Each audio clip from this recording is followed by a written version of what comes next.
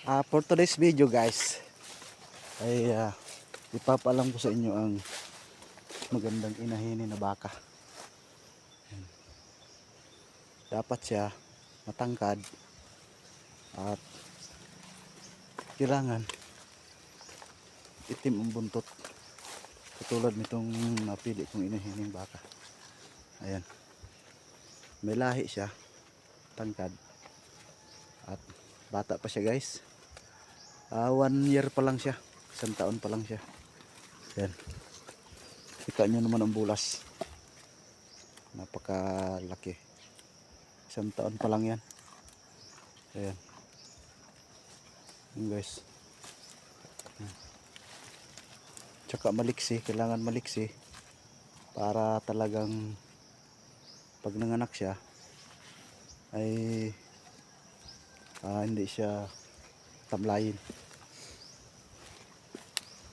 Kailangan matakaw mangain tulad nitong nabili ko na inahining baka.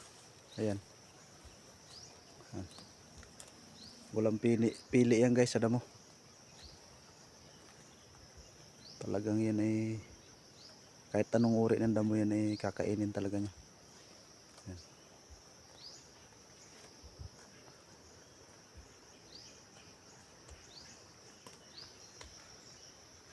Ayan guys, takaw niya mangain.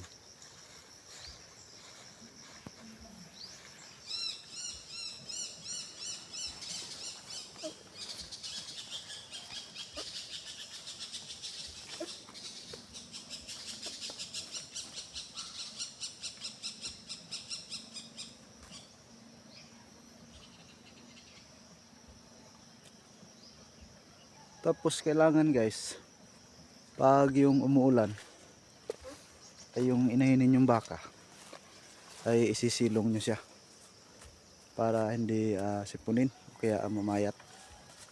Tulad nitong alaga ko guys, ito sinisilong ko pag yung umuulan para safety na rin sa kanyang paglaki, hindi maudlot, hindi siya mabansot. Yan guys, oh. Kita nyo naman mga yan guys, talagang mga bagay na nagapang.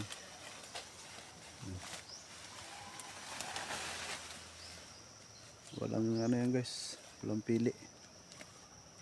Hindi nyo na kailangan na mag-feeds sa mga inahining baka na mga itim ang buntot, pero may lahi din siyang Brahman.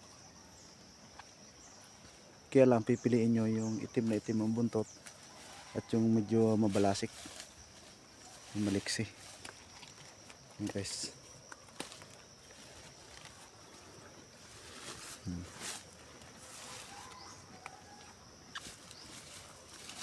Yan guys, haba ng katawan yan guys, bata pa yan, 1 taon pa lang yan. Ano, takaw niya mga yun. Ayun guys, hanggang dito na lang.